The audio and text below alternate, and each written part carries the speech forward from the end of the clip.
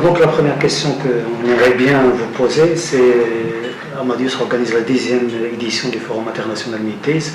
Est-ce qu'on peut dire que les METES arrivent ainsi à maturité? Est-ce qu'on peut aussi les qualifier, comme vous l'avez dit dans votre édito dans le nouveau blog, comme un Davos des continents africains? Écoutez, à quelques semaines de la 10e édition, je peux, alhamdoulilah, déjà me réjouir du fait que le projet METES arrive à sa 10e édition. Ce qui était au départ un événement construit autour du bassin méditerranéen s'est de plus en plus élargi pour devenir un forum global, un forum aujourd'hui installé dans l'agenda des grandes conférences internationales.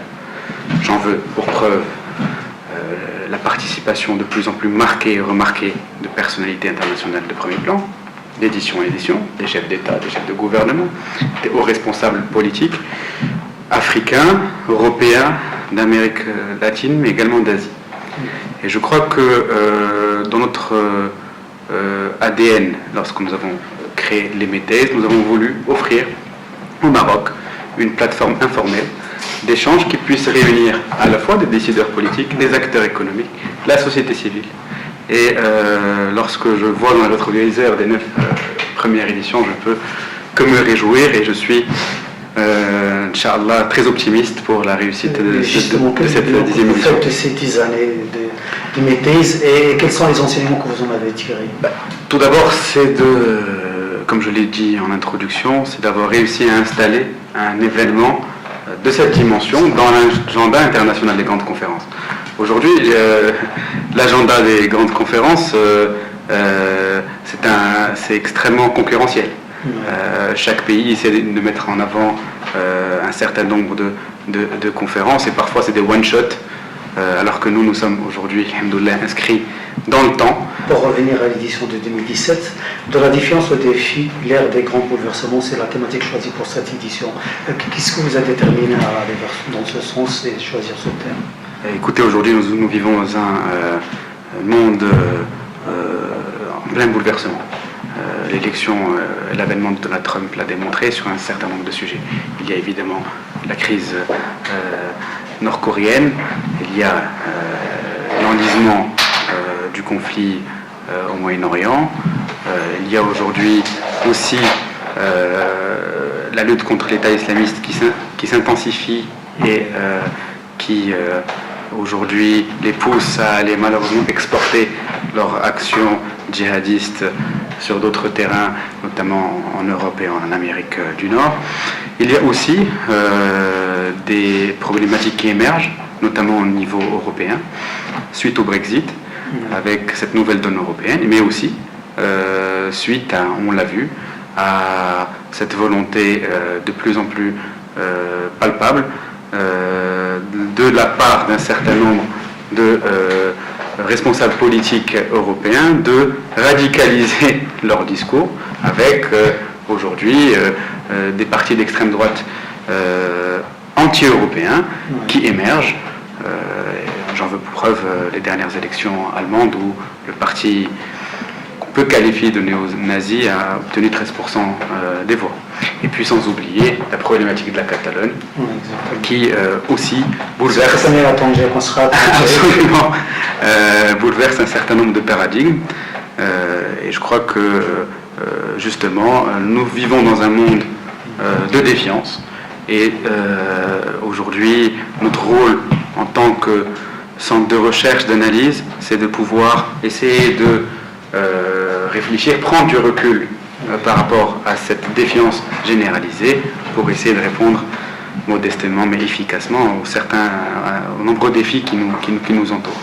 Est-ce que c'est en relation avec les préoccupations de la politique étrangère marocaine ou c'est plutôt, ce sont des relations internationales pour avoir une vision d'ensemble globale? Le forum METES est un forum global, mais nous assumons depuis la première édition le fait de pouvoir, à travers le forum METES, essayer de promouvoir un certain nombre de sujets portés dans la politique étrangère du Maroc et portés par Sa Majesté le Roi, que Dieu l'assiste, au plus haut niveau.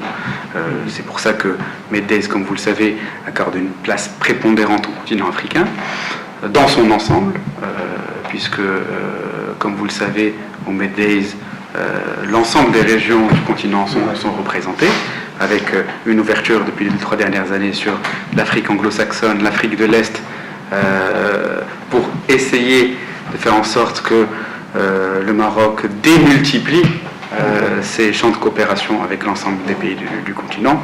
Et nous avons vu, alhamdoulilah, sur la période 2016-2017, évidemment le retour du Maroc au sein de l'Union africaine, mais aussi la multiplication des visites et tournées royales de Sa Majesté au sein du continent africain. D'accord. Pour présenter un peu cet événement à nos lecteurs et à nos auditeurs sur le Matin TV, est-ce que vous pouvez nous parler un petit peu des principaux moments forts ou les moments forts de cette 10e édition? Écoutez, nous avons assumé le fait que cette 10e édition allait être notre édition anniversaire. Alors, nous allons essayer de mettre en lumière les principales thématiques abordées tout au long de cette décennie, évidemment avec un focus de plus en plus important sur les thématiques d'actualité.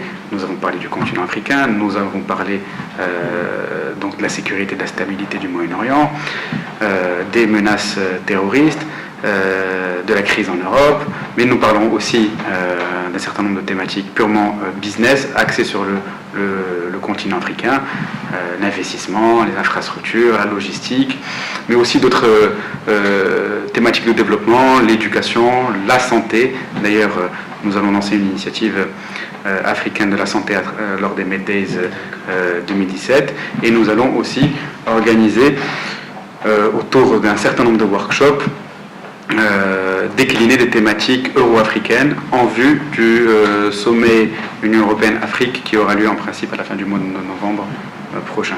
D'accord, dans le même sens, est-ce que vous pouvez nous citer déjà quelques noms de participants, d'invités demain qui vont animer les travaux des Meddays? Écoutez, nous aurons le plaisir d'accueillir son Excellence le Président Alpha Condé, président de la Guinée, mais président de l'Union africaine, pour cette édition anniversaire qui coïncide avec le retour du Maroc au sein de l'Union africaine. Et pour nous, c'est extrêmement symbolique de recevoir le président de l'Union africaine en exercice lors de cette édition anniversaire.